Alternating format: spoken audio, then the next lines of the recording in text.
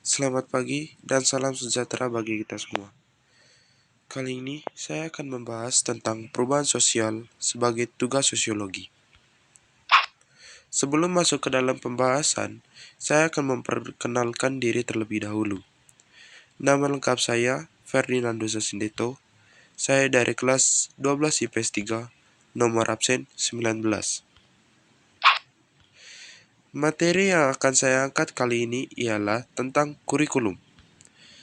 Menurut Wikipedia, kurikulum adalah perangkat mata pelajaran dan program pendidikan yang diberikan suatu lembaga penyelenggara pendidikan yang berisi rancangan pelajaran yang akan diberikan kepada peserta pelajaran dalam suatu periode jenjang pendidikan.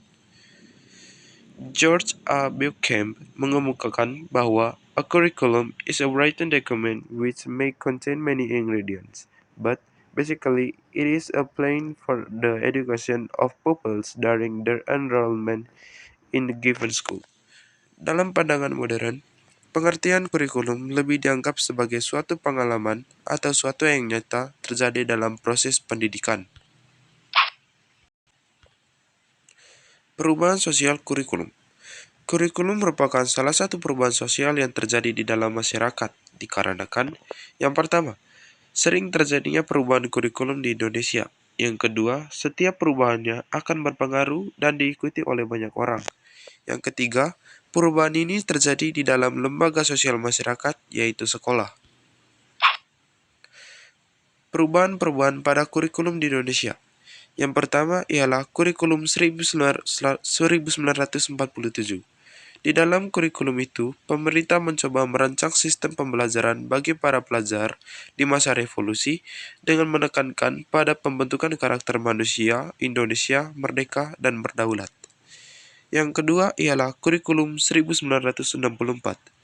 Kurikulum 1964 dirancang dengan tujuan memupuk pengetahuan akademik pada jenjang sekolah dasar. Selain itu, konsep pembelajaran menitik beratkan pada pengembangan moral, kecerdasan, emosional atau artistik, kepribadian atau keterampilan, dan jasmani atau disebut pancawardhana. Perubahan berikutnya ialah kurikulum 1968. Tujuan utama kurikulum itu adalah untuk membentuk manusia Pancasila sejati, kuat, dan sehat jasmani, mempertinggi kecerdasan dan keterampilan jasmani, moral, budi pekerti, dan keyakinan beragama. Perubahan berikutnya ialah kurikulum 1975. Di dalam kurikulum 1975, metode, materi, dan tujuan pengajaran dirinci dalam prosedur pengembangan sistem instruksional atau disingkat PPSI.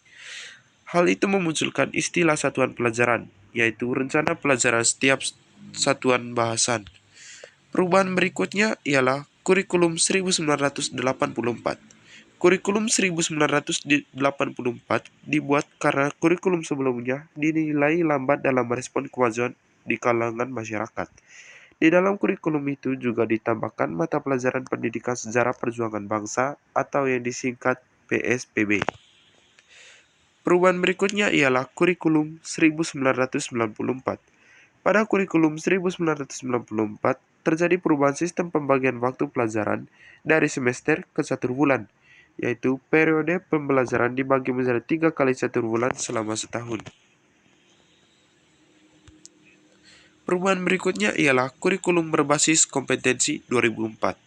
Kurikulum itu menitik beratkan pada kompetensi 3 unsur pokok, yaitu pemilihan kompetensi sesuai spesifikasi, indikator-indikator evaluasi untuk menentukan keberhasilan pencapaian kompetensi, dan pengembangan pembelajaran bagi peserta didik dan tenaga pengajar.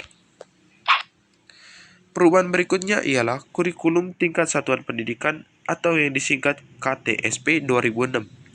Pemerintah hanya menetapkan standar kompetensi dan kompetensi dasar. Lalu, guru diminta mengembangkan silabus dan penilaian sesuai kondisi sekolah dan peserta didik di daerah masing-masing.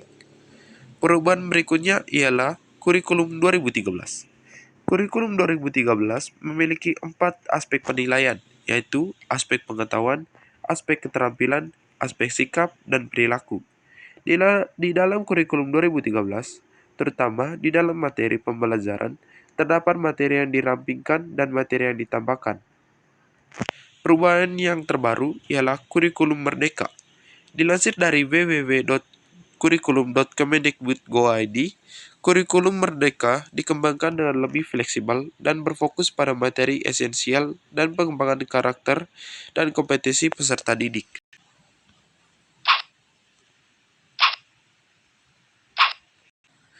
Teori perubahan sosial yang sesuai. Teori yang cocok dengan perubahan kurikulum yang terjadi ialah teori evolusi unilinear yang beranggapan bahwa perubahan terjadi dimulai dari tahap perkembangan awal yang sederhana menuju tahap perkembangan terakhir yang sempurna. Bentuk perubahan sosial. Perubahan kurikulum termasuk ke dalam bentuk perubahan sosial, yakni perubahan proses, yaitu perubahan yang bersifat melengkapi atau menyempurnakan bentuk perubahan sebelumnya. Selain itu, bentuk perubahan yang terencana juga sesuai dengan perubahan kurikulum ini. Faktor pendorong perubahan kurikulum. Yang pertama, keinginan untuk memperbaiki SDM.